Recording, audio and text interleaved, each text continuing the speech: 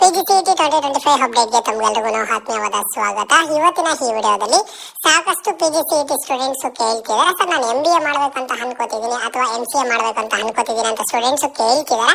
So ನಾನು option entry ಮಾಡೋ ಟೈಮಲ್ಲಿ ಈಗ ನಾನು ಫಸ್ಟ್ ರೌಂಡ್ ಸ್ಟಾರ್ಟ್ ಆಗುತ್ತೆ. ಫಸ್ಟ್ ರೌಂಡ್ ಸ್ಟಾರ್ಟ್ ಆಗಿದ್ದ ಟೈಮಲ್ಲಿ ನಾನು ಎಷ್ಟು ಕಾಲೇಜಸ್ ಬೇಕೋ ಹ್ಯಾಡ್ ಮಾಡ್ಕೋಬೋದಾ, ಇಲ್ಲ ಅಂತಂದ್ರೆ ಏನಾದರೂ ಲಿಮಿಟ್ ಇದೆಯಾ ಏನಂತ ಕೇಳ್ತಿದ್ದಾರೆ. ಜೊತೆಗೆ ಒಂದಿಷ್ಟು ಆಪ್ಷನ್ ಎಂಟ್ರಿ ಕುರಿತು ಡೌಟ್ಸ್ ಅನ್ನ ಕೇಳ್ತಿದ್ದಾರೆ. ಸೊ ಎಲ್ಲದ್ರ ಬಗ್ಗೆನೂ ಇವತ್ತಿನ ಈ ವಿಡಿಯೋದಲ್ಲಿ ಸಂಪೂರ್ಣವಾದ ಮಾಹಿತಿ ಆದರೆ ಸಿಗುತ್ತೆ. ಖಂಡಿತವಾಗ್ಲೂ ವಿಡಿಯೋ ಹೆಲ್ಪ್ಫುಲ್ ಆಗಿರುತ್ತೆ. ವಿಡಿಯೋನ ಕಂಪ್ಲೀಟ್ ಆಗಿ ವಾಚ್ ಮಾಡಿ. ಅದಕ್ಕಿಂತ ಮುಂಚೆ ಚಾನಲ್ಗೆ ಫಸ್ಟ್ ಟೈಮ್ ವಿಸಿಟ್ ಮಾಡಿದ್ರೆ ಅಥವಾ ಇನ್ನೂ ಸಬ್ಸ್ಕ್ರೈಬ್ ಮಾಡ್ಕೊಂಡಿಲ್ಲ ಅಂತ ಅಂದ್ರೆ ಈ ಕೂಡಲೇ ಚಾನಲ್ಗೆ ಲೈಕ್ ಸಬ್ಸ್ಕ್ರೈಬ್ ಅನ್ನ ಮಾಡ್ಕೊಳ್ಳಿ. ಮುಂದೆ ಎಲ್ಲ ರೀತಿಯ PGCET ಅಪ್ಡೇಟ್ಸ್, ಇಂಪಾರ್ಟೆಂಟ್ ಆಗಿ ಸ್ಕಾಲರ್ಶಿಪ್ ಅಂಡ್ ಹಾಗೆ ಹಾಸ್ಟೆಲ್ ಅಪ್ಡೇಟ್ಸ್ ಆದರೆ ಸಿಗುತ್ತೆ. ಸೊ ಅಪ್ಡೇಟ್ಸ್ ಅನ್ನ ತಿಳಿಸ್ಕೊಡ್ತೀನಿ. ಅದಕ್ಕಿಂತ ಮುಂಚೆ ನೋಡಿ, KE ಕಡೆಯಿಂದ PGCET 2025 ವಿದ್ಯಾರ್ಥಿಗಳಿಗೆ ರೀಸೆಂಟ್ ಆಗಿ ಒಂದು ಅಪ್ಡೇಟ್ ಆದ್ರೆ ಬಂದಿರುವಂತದ್ದು. ಏನಂತ ಅಂದ್ರೆ ನೀವು ಇಲ್ಲಿ ಅಬ್ಸರ್ವ್ ಮಾಡಬಹುದು, PGCET 2025 MBA MCA PH ಅಭ್ಯರ್ಥಿಗಳು 28/2025 ಬೆಳಗ್ಗೆ 10 ವೈದ್ಯಕೀಯ ಪರೀಕ್ಷೆಗೆ ಹಾಜರಾಗಬೇಕು ಅಂತ ಹೇಳ್ಬಿಟ್ಟು ಫಿಸಿಕಲ್ ಹ್ಯಾಂಡಿಕ್ಯಾಪ್ ಸ್ಟೂಡೆಂಟ್ಸ್ ಯಾರಿರ್ತಾರೆ ವಿಕಲಚೇತನ ಅಭ್ಯರ್ಥಿಗಳಿಗೆ ನೀವು ಏನ್ ಮಾಡ್ಬೇಕು ಅಂತ ಅಂದ್ರೆ ಒಂದು ವೈದ್ಯಕೀಯ ತಪಾಸಣೆಯನ್ನ ನಡೆಸ್ತಾರೆ. MBA and MCA course students ಗೆ. ಸೊ ನೀವು ಅಲ್ಲಿ ಅಟೆಂಡ್ ಆಗ್ಬೇಕಾಗುತ್ತೆ. ಏನೆಲ್ಲ ಡಾಕ್ಯುಮೆಂಟ್ಸ್ ಬೇಕು ಅಂತ ಹೇಳ್ಬಿಟ್ಟು ಇಲ್ಲಿ ಕ್ಲಿಯರ್ ಆಗಿ ಕೊಟ್ಟಿದ್ದಾರೆ. ಸೊ ಸ್ಟೂಡೆಂಟ್ಸ್ ನೀವು ಅದನ್ನ ಒಂದು ಅಬ್ಸರ್ವ್ ಮಾಡ್ಕೊಳ್ಳಿ, ಯಾರಾದ್ರೂ ಅಟೆಂಡ್ ಆಗ್ಬೇಕಾದ್ರು. ಜೊತೆಗೆ ಇಲ್ಲಿ ಬಂದ್ಬಿಟ್ಟು ಇಲ್ಲಿ ನೋಡಿ, ಅಂಗವಿಕಲತೆ ವಿವರ ವರದಿ ಮಾಡಿಕೊಳ್ಳಬೇಕಾದ ಸ್ಥಳ ಸಮಯನೂ ಸಹ ಕೊಟ್ಟಿದ್ದಾರೆ. ಅದನ್ನು ಸಹ ನೀಟಾಗಿ ನೋಡ್ಕೊಂಡು ನೀವೆಲ್ಲ ಅಟೆಂಡ್ ಆಗ್ಬೇಕು ಏನಂತ ಹೇಳ್ಬಿಟ್ಟು ಆದ್ರೆ ಹೋಗಿ ಓಕೆನಾ. ಇದನ್ನ ಯಾರಾದ್ರೂ ನೀವು ಇಲ್ಲಿ ಕ್ಲೈಮ್ ಮಾಡ್ಬೇಕಂತ ಅನ್ಕೊಂಡಿರೋ ಇಂತಹ ಸ್ಟೂಡೆಂಟ್ಸ್ ಕಂಪಲ್ಸರಿ ಅಟೆಂಡ್ ಆಗ್ಬೇಕಾಗಿರುತ್ತೆ. ಈಗ ನೋಡಿ, ಇಲ್ಲಿ ಸಾಕಷ್ಟು ಸ್ಟೂಡೆಂಟ್ಸ್ ಕೇಳ್ತಿದ್ದಾರೆ. ಈಗ ನೆಕ್ಸ್ಟ್ ನಮಗೆ PGCET 2025 first round of counselling start ಆಗುತ್ತೆ. First round of counselling start ಆಗಿದ ಆದ್ಮೇಲೆ ನಾನು ಕಾಲೇಜಸ್ ಅನ್ನ ಸೆಲೆಕ್ಷನ್ ಮಾಡ್ತೀನಲ್ವಾ. ಕಾಲೇಜಸ್ ಸೆಲೆಕ್ಷನ್ ಮಾಡಿದಾಗ ಈಗ ನಾನು ಬೆಂಗಳೂರಲ್ಲಿ ಒಂದಿಷ್ಟು ಕಾಲೇಜಸ್, ಮೈಸೂರಲ್ಲಿ ಒಂದಿಷ್ಟು ಕಾಲೇಜಸ್, ಈ ರೀತಿ ಕಾಲೇಜಸ್ ನ ಹ್ಯಾಡ್ ಮಾಡ್ಬೋದಾ, ಎಷ್ಟು ಕಾಲೇಜಸ್ ಬೇಕೋ ಹ್ಯಾಡ್ ಮಾಡ್ಬೋದಾ, ಇಲ್ಲ ಅಂತಂದ್ರೆ ಯಾವ್ದಾದ್ರು ಲಿಮಿಟ್ ಇದೆಯಾ ಅಂತ ಅಂದ್ರೆ ನೋಡಿ, ನೀವು ಆಪ್ಷನ್ ಎಂಟ್ರಿ ಮಾಡೋ ಟೈಮಲ್ಲಿ ನೀವು ಯಾವುದೇ ಕೋರ್ಸಿಗೆ ಆಪ್ಷನ್ ಎಂಟ್ರಿ ಮಾಡ್ತೀರಿ, ನೀವು MBA ಕೋರ್ಸ್ನವರು ಆಗಿರ್ಬೋದು ಅಥವಾ MCA ಕೋರ್ಸ್ನವರು ಆಗಿರ್ಬೋದು, ನೀವು ಅಲ್ಲಿ ತೋರಿಸ್ತಿರುವಂತಹ ಎಷ್ಟು ಕಾಲೇಜಸ್ ಬೇಕೋ ಆಪ್ಷನ್ ಎಂಟ್ರಿಯನ್ನ ಮಾಡ್ಕೋಬಹುದು. ಓಕೆನಾ. ಅದು 100 ಕಾಲೇಜಸ್ ಆಗಲಿ, 50 ಕಾಲೇಜಸ್ ಆಗಲಿ, 40 ಆಗಲಿ, ಎಷ್ಟೇ ಕಾಲೇಜಸ್ ಆಗ್ಲಿನೂ ಸಹ ನೀವು ಅಲ್ಲಿ ಆಪ್ಷನ್ ಎಂಟ್ರಿಯನ್ನ ಮಾಡ್ಕೋಬಹುದು ಆಗಿರುತ್ತೆ. ಅದು ಡಿಪೆಂಡ್ಸ್ ಆನ್ ನಿಮ್ಮ ಒಂದು ಚಾಯ್ಸ್. ಓಕೆನಾ. ನೀವು ಎಷ್ಟು ಕಾಲೇಜಸ್ ನ ಹ್ಯಾಡ್ ಮಾಡ್ಬೇಕಂತ ಅನ್ಕೋತಿದ್ದೀರಾ ಅಷ್ಟು ಕಾಲೇಜಸ್ ಅನ್ನ ಹ್ಯಾಡ್ ಮಾಡ್ಕೋಬಹುದು ಆಗಿರುತ್ತೆ. ಇದಕ್ಕೆ ಯಾವುದೇ ತರದ ಲಿಮಿಟ್ ಆದ್ರೆ ಇರೋದಿಲ್ಲ. ಓಕೆನಾ. ಇದೊಂದು ಡೌಟ್ ಅನ್ನ ನೀವು ಕ್ಲಿಯರ್ ಮಾಡ್ಕೊಳ್ಳಿ. ಅಂಡ್ ಸಾಕಷ್ಟು ಸ್ಟೂಡೆಂಟ್ಸ್ ಏನ್ ಕೇಳ್ತಿದಾರ ಅಂತ ಅಂದ್ರೆ, ಒನ್ ಆಫ್ ಮೈ ಫ್ರೆಂಡ್ ನನಗೆ ಕಾಲ್ ಮಾಡಿ ಏನ್ ಕೇಳ್ತಿದಾರೆ ಅಂದ್ರೆ, ನಂದು ರ್ಯಾಂಕಿಂಗ್ ಬಂದ್ಬಿಟ್ಟು 4000 ರ್ಯಾಂಕಿಂಗ್ ಬಂದಿದೆ. ಸೊ ನಾನು ಏನ್ ಮಾಡ್ತೀನಿ ಅಂತಂದ್ರೆ ಫಸ್ಟ್ ರೌಂಡ್ ಅಲ್ಲಿ ಬಂದ್ಬಿಟ್ಟು ಬರೀ ಗೌರ್ಮೆಂಟ್ ಕಾಲೇಜಸ್ ನ ಹ್ಯಾಡ್ ಮಾಡ್ತೀನಿ. ಆ ಗೌರ್ಮೆಂಟ್ ಕಾಲೇಜಸ್ ಅಲ್ಲಿ ಏನಾದ್ರೂ ನನಗೆ ಸೀಟ್ ಅಲಾಟ್ಮೆಂಟ್ ಆಗಿಲ್ಲ ಅಂತಂದ್ರೆ ಆಗ ನೆಕ್ಸ್ಟ್ ಬಂದ್ಬಿಟ್ಟು ನಾನು ಸೆಕೆಂಡ್ ರೌಂಡ್ ಏನಿರುತ್ತೆ, ಸೆಕೆಂಡ್ ರೌಂಡ್ ಟೈಮ್ ಅಲ್ಲಿ ಪ್ರೈವೇಟ್ ಕಾಲೇಜಸ್ ನ ಹ್ಯಾಡ್ ಮಾಡ್ಕೋತೀನಿ. ಆಗ ನನಗೆ ಸೀಟ್ ಸಿಗುವಂತ ಚಾನ್ಸ್ ಇದೆ ಅಲ್ವಾ ಅಂತ ಹೇಳ್ಬಿಟ್ಟು ಸ್ಟೂಡೆಂಟ್ ಅದ್ರ ಕೇಳ್ತಿರುವಂತದ್ದು ನನ್ನ ಫ್ರೆಂಡ್ ಸ್ಟೂಡೆಂಟ್ ನ. ಸೊ ಈಗ ಈ ನನ್ನ ಫ್ರೆಂಡಿಗೆ ನಾನು ಏನ್ ಸಜೆಸ್ಟ್ ಮಾಡಿದೆ ಅಂತ ಅಂದ್ರೆ, ನೋಡಿ, KE ಕಡೆ ನಡೆಸ್ಕೊಡುವಂತಹ ಕೌನ್ಸಿಲಿಂಗ್ ಅಲ್ಲಿ ಒಂದಿಷ್ಟು ರೂಲ್ಸ್ ಅಂಡ್ ರೆಗ್ಯುಲೇಷನ್ಸ್ ಆದ್ರೆ ಇರ್ತವೆ. ನಿಮ್ದು ರ್ಯಾಂಕಿಂಗ್ 4000 ರ್ಯಾಂಕಿಂಗ್ ಬಂದಿದೆ. ಓಕೆ, ರ್ಯಾಂಕಿಂಗ್ ಏನೋ ಚೆನ್ನಾಗಿದೆ. ನಿಮ್ದು ರ್ಯಾಂಕಿಂಗ್ ಎಷ್ಟೇ ಚೆನ್ನಾಗಿ ಬಂದ್ರು ಸಹ ಕೌನ್ಸಿಲಿಂಗ್ ರಿಲೇಟೆಡ್ ನೀವು ಕರೆಕ್ಟ್ ಆಗಿ ಇನ್ಫಾರ್ಮೇಶನ್ ಗೊತ್ತಿಲ್ಲ, ಫಸ್ಟ್ ರೌಂಡ್ ಯಾವ ರೀತಿ, ಸೆಕೆಂಡ್ ರೌಂಡ್ ಯಾವ ರೀತಿ, ಸೆಕೆಂಡ್ ಎಕ್ಸ್ಟೆಂಡೆಡ್ ರೌಂಡ್ ಯಾವ ರೀತಿ ಅಂತ ನೀವೇನಾದ್ರೂ ನೀಟಾಗಿ ತಿಳ್ಕೊಂಡಿಲ್ಲ ಅಂತ ಅಂದ್ರೆ ಅದು ನಿಮಗೆ ಪ್ರಾಬ್ಲಮ್ ಆಗುತ್ತೆ.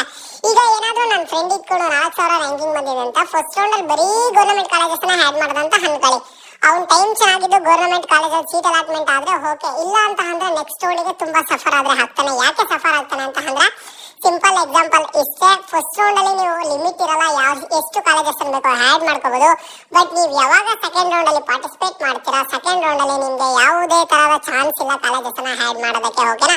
ಸೊ ಈಗ ಹಾಗಾಗಿ ಸ್ಟೂಡೆಂಟ್ ಏನ್ ಮಾಡ್ಬೇಕು ಅಂತ ಅಂದ್ರೆ, ನನ್ನ ಫ್ರೆಂಡ್ ಏನ್ ಮಾಡ್ಬೇಕು ಅಂತ ಅಂದ್ರೆ 4000 ರ್ಯಾಂಕಿಂಗ್ ಬಂದಿದೆ. ಓಕೆ, ಈಗ ಕಟ್ ಆಫ್ ಅನ್ನ ತಗೋತಾನ, last year college cut offs ಅನ್ನ ತಗೊಂಡು ಏನ್ ಮಾಡ್ತಾನೆ ಅಂತ ಅಂದ್ರೆ ಅದನ್ನೆಲ್ಲ ನೀಟಾಗಿ ಅನಾಲಿಸಿಸ್ ಮಾಡಿ ಗೌರ್ಮೆಂಟ್ ಕಾಲೇಜಸ್ ಅಲ್ಲಿ ಕಟ್ ಆಫ್ ಇಷ್ಟಿದೆ, ಪ್ರೈವೇಟ್ ಕಾಲೇಜಸ್ ಅಲ್ಲಿ ಕಟ್ ಆಫ್ ಇಷ್ಟಿದೆ ನನ್ನ ಒಂದು ಕ್ಯಾಟಗರಿಗೆ ಅಂತ ಹೇಳ್ಬಿಟ್ಟು ಒಂದು 2000 3000 ಕಟ್ ಆಫ್ ಇರುವಂತಹ ಕಾಲೇಜಸ್, 5000 4000 6000 ಕಟ್ ಆಫ್ ಇರುವಂತಹ ಎಲ್ಲಾ ಕಾಲೇಜಸ್ ಅನ್ನ ಲೀಸ್ಟ್ ಮಾಡ್ಕೊಂಡು ನನ್ನ ಫ್ರೆಂಡ್ ಏನ್ ಮಾಡ್ಬೇಕು ಅಂತ ಅಂದ್ರೆ ಫಸ್ಟ್ ಬಂದ್ಬಿಟ್ಟು ಎಲ್ಲಾ ಗೌರ್ಮೆಂಟ್ ಕಾಲೇಜಸ್ ನ ಹ್ಯಾಡ್ ಮಾಡ್ಕೊಳ್ಳಿ. ಅದು ಅವರ ವಿಷಯ ಆಗಿರುತ್ತೆ.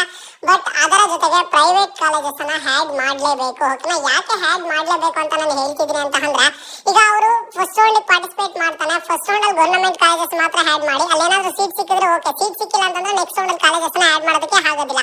ಬಟ್ ಅದೇ ಇಲ್ಲೇನಾದ್ರೂ ಗೌರ್ಮೆಂಟ್ ಕಾಲೇಜಸ್ ಜೊತೆಗೆ ಒಂದಿಷ್ಟು ಏಡೆಡ್ ಕಾಲೇಜಸ್, ಅನ್ಏಡೆಡ್ ಕಾಲೇಜಸ್ ಅಂತ ಏನಿರ್ತಾವ ಆ ಕಾಲೇಜಸ್ ಸಹ ಆಡ್ ಮಾಡ್ಕೊಂಡಿದ್ದ ಅಂತ ಅಂದ್ರೆ ಫಸ್ಟ್ ರೌಂಡ್ ಅಲ್ಲಿ ಗೌರ್ಮೆಂಟ್ ಕಾಲೇಜಲ್ಲಿ ಸೀಟ್ ಅಲಾಟ್ಮೆಂಟ್ ಆಗಿಲ್ಲ ಅಂತ ಅಂದ್ರೂ ಅಟ್ಲೀಸ್ಟ್ ಸೆಕೆಂಡ್ ರೌಂಡ್ ಅಲ್ಲಿ ಬಂದ್ಬಿಟ್ಟು ಪ್ರೈವೇಟ್ ಕಾಲೇಜಸ್ ಸೀಟ್ ಅಲಾಟ್ಮೆಂಟ್ ಆಗುತ್ತೆ. ರ್ಯಾಂಕಿಂಗ್ ಚೆನ್ನಾಗಿದ್ದು ಆಪ್ಷನ್ ಕರೆಕ್ಟ್ ಆಗಿ ಮಾಡಿದ್ರೆ ಫಸ್ಟ್ ರೌಂಡ್ ಅಲ್ಲೇ ಗೌರ್ಮೆಂಟ್ ಅಲ್ಲಿ ಸೀಟ್ ಸಿಕ್ಕಿಲ್ಲ ಅಂತಂದ್ರೆ ಪ್ರೈವೇಟ್ ಕಾಲೇಜಲ್ಲಿ ಸೀಟ್ ಸಿಗುತ್ತೆ. ಸೊ ಹಾಗಾಗಿ ಹಾಗಾಗಿ ನೀವು ಯಾರೆಲ್ಲ ಪ್ಲಾನ್ ಮಾಡ್ಕೋತಿದ್ದೀರಾ ಆಪ್ಷನ್ ಎಂಟ್ರಿ ಒಂದು ಮಾಡೋದಕ್ಕೆ ಕಾಲೇಜಸ್ ಯಾರೆಲ್ಲ ಲೀಸ್ಟ್ ಮಾಡ್ಕೋತಿದ್ದೀರಾ, ಬರೀ ಗೌರ್ಮೆಂಟ್ ಕಾಲೇಜಸ್ ಅನ್ನ ಇಲ್ಲಾಂತಂದ್ರೆ ಬರೀ ಇದೇ ಕಾಲೇಜಸ್ ಅಂತ ಹೇಳ್ಬಿಟ್ಟು ಯಾರು ಲೀಸ್ಟ್ ಮಾಡ್ಕೊಳ್ಳೋದಕ್ಕೆ ಹೋಗಬೇಡಿ. Depends on your ranking, college cut off ಎಷ್ಟಿದಾವೆ ಏನು ಅಂತ ಹೇಳ್ಬಿಟ್ಟು ಅಬ್ಸರ್ವ್ ಮಾಡಿ. ಅಬ್ಸರ್ವ್ ಮಾಡಿದ್ರ ಅಂತಂದ್ರೆ ನಿಮ್ಗೆ ಒಂದು ಕ್ಲಿಯರ್ ಕಟ್ ಐಡಿಯಾ ಆದ್ರೆ ಬರೋದಾ. ಸೊ ಹಾಗಾಗಿ ನೀವೇನ್ ಮಾಡ್ಬೇಕು ಅಂತಂದ್ರೆ ಆದಷ್ಟು ಹೆಚ್ಚಿನ ಕಾಲೇಜಸ್ ಅನ್ನ ಫಸ್ಟ್ ರೌಂಡ್ ಅಲ್ಲಿ ಆಡ್ ಮಾಡ್ಕೋಬೇಕು. ಸೆಕೆಂಡ್ ರೌಂಡ್ ಅಲ್ಲಿ ನಿಮ್ಗೆ ಒಂದು ಕಾಲೇಜಸ್ ಆಡ್ ಮಾಡೋದಕ್ಕೆ ಅವಕಾಶವಾದ್ರೆ ಇರೋದಿಲ್ಲ. ಓಕೆನಾ, ಈ ಡೌಟ್ ನಿಮಗೆ ಕ್ಲಿಯರ್ ಆಯ್ತು ಅಂತ ನಾನು ಅನ್ಕೊಂಡಿದ್ದೀನಿ. ಅಂಡ್ ನೆಕ್ಸ್ಟ್ ಸ್ಟೂಡೆಂಟ್ಸ್ ಕೇಳ್ತಿರುವಂತದ್ದು, ಈ ವರ್ಷದ ಕಾಲೇಜ್ ಕಟ್ ಆಫ್ ಎಲ್ಲಿ ಸಿಗುತ್ತೆ ಸೆಂಡ್ ಮಾಡಿ ನಮಗೆ ಕಳಿಸ್ಕೊಡಿ ಅಂತ ಹೇಳ್ಬಿಟ್ಟು.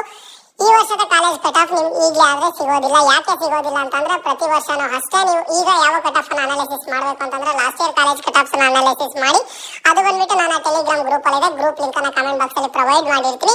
ಈ ವರ್ಷದ ಕಾಲೇಜ್ ಕಟ್ ಆಫ್ ನಿಮ್ಗೆ ಯಾವಾಗ ಸಿಗುತ್ತೆ ಅಂತ ಅಂದ್ರೆ ಮಾರ್ಕ್ ಅಲಾಟ್ಮೆಂಟ್ ರಿಸಲ್ಟ್ಸ್ ಬಂದಿದ್ದ ಆದ್ಮೇಲೆ ಸಿಗುತ್ತೆ. ಈಗ ನೆಕ್ಸ್ಟ್ ನಿಮ್ಗೆ ಆಬ್ಸೆಂಟ್ ಸ್ಟಾರ್ಟ್ ಆಗಿದ್ದಾದ್ಮೇಲೆ ಮಾರ್ಕ್ ಅಲಾಟ್ಮೆಂಟ್ ರಿಸಲ್ಟ್ಸ್ ಅಂತ ಬರುತ್ತೆ. ಮಾರ್ಕ್ ಅಲಾಟ್ಮೆಂಟ್ ರಿಸಲ್ಟ್ಸ್ ಬಂದಿದ್ದ ಆದ್ಮೇಲೆ ನಿಮಗೆ ನೆಕ್ಸ್ಟ್ ಆದ್ರೆ ಕಟ್ ಆಫ್ ಆದ್ರೆ ಸಿಗುವಂತದ್ದು. ಓಕೆನಾ, mark allotment cut off uses ಏನು, ಏನೆಲ್ಲ ಅಪ್ಡೇಟ್ಸ್ ಇರ್ತವೆ, ಏನೆಲ್ಲ ಚೇಂಜಸ್ ಇರ್ತವೆ, ಕೆಎ ಕಡೆಯಿಂದ ಯಾವ ರೀತಿ ನಡೆಸ್ಕೊಡ್ತಾರೆ ಏನು ಅಂತ ಹೇಳ್ಬಿಟ್ಟು ಮುಂದಿನ ದಿನಗಳಲ್ಲಿ ಪ್ರತಿನಿತ್ಯನೂ ಸಹ PGCET ರಿಲೇಟೆಡ್ ವಿಡಿಯೋಸ್ ಆದ್ರೆ ಬರ್ತಿರ್ತದೆ. ಸೊ ಹಾಗಾಗಿ ನೀವೇನ್ ಮಾಡ್ಬೇಕಂತಂದ್ರೆ ಇವತ್ತಿನ ನಿಮ್ಗೆ ಕೌನ್ಸಿಲಿಂಗ್ ಅಲ್ಲಿ ಏನೇ ಡೌಟ್ ಇಲ್ಲಿ ಕಮೆಂಟ್ ಬಾಕ್ಸ್ ಅಲ್ಲಿ ಕಮೆಂಟ್ ಅನ್ನ ಮಾಡಿ ಅದರ ರಿಲೇಟೆಡ್ ಸಪರೇಟ್ ವಿಡಿಯೋ ಮಾಡಿ ತಿಳಿಸ್ಕೊಡ್ತೀನಿ. ಓಕೆನಾ, ಇದು ಇವತ್ತಿನ ಮಾಹಿತಿ ಆಗಿತ್ತು. ಮುಂದೆ ಎಲ್ಲಾ ರೀತಿಯ ಹೆಚ್ಚಿನ ಅಪ್ಡೇಟ್ಸ್ ಜೊತೆಗೆ ಸಿಗ್ತಾ ಇರೋಣ. ಅಲ್ಲಿಯ ತನಕ take care and keep watching.